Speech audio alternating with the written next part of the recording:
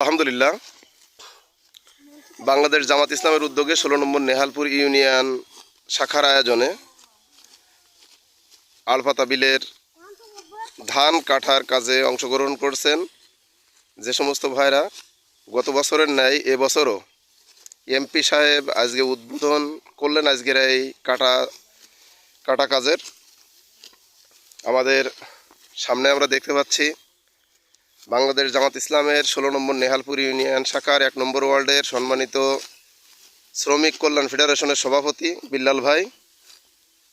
উনি অলরেডি ওনার একটা টিম নিয়ে এই ভুঁইটায় কাজ করছেন এবং এমপি মহোদয় তার পাশে আর একটা ভুঁইতে কাজ করছেন।